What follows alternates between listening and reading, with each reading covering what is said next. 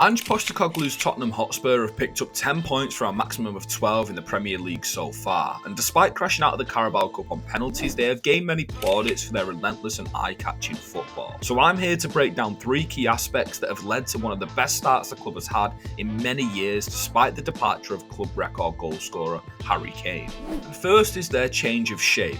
Since the Aussies' arrival, Spurs have switched from this 3-4-3 formation to more of an expansive 4-3-3, with an emphasis on bringing both of the fullbacks into midfield when they do have the ball. And this allows Spurs to push on their 2 advanced midfielders into more attacking areas, which has reaped rewards especially for summer signing James Maddison, who has 2 goals and 2 assists in his 4 games so far for the club. But it's the fullbacks coming into midfield that really make this tactic work.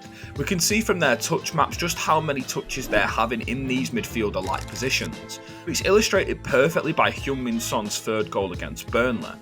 Tottenham look to build up, despite Burnley pressing quite high onto them. Both fullbacks adjust their positions to come inside the pitch and show for the ball in behind Burnley's front line. And James Maddison plays a ball through the lines to Pedro Porro, who has enough space to turn and pick his head up. He notices the high line of Burnley with Son looking to break in behind, and he plays a wonderfully weighted pass in behind for Son to finish. Spurs have also become one of the best pressing outfits in the Premier League, and Postecoglou wants his teams to have as much possession as possible. And in order to do this, it means you have to press extremely high. And in fact, in their first outing against Brentford, their opponents averaged a low 7.4 passes before Tottenham broke up play, which has been the 5th lowest recorded so far out of the games played this season, as Spurs went on to accumulate 70% of the possession in that game, highlighting the intensity that Ange Postecoglou does demand in order to get control over games.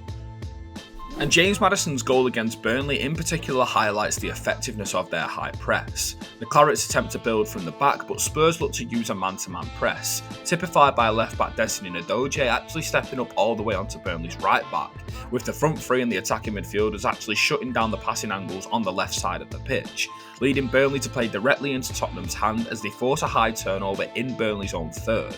They counter-attack quickly, give the ball to James Maddison, and he scores with a wonderfully curved effort.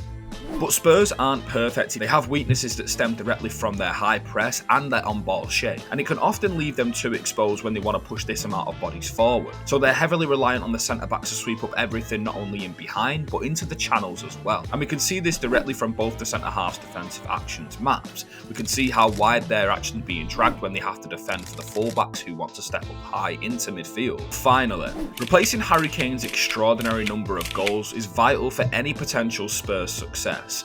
And in the case of Heung-min Son, they may have actually found the perfect answer to the number 9 conundrum. He bagged a hat-trick against Burnley, but whether or not he can lead the front line as exceptionally as he did at Turf Moor for a full season is a huge question.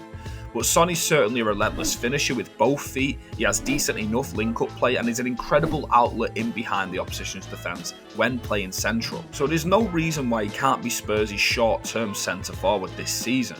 So do you think Tottenham have become better since the loss of Harry Kane, or do you think his lack of goals will eventually hinder their season in the long run?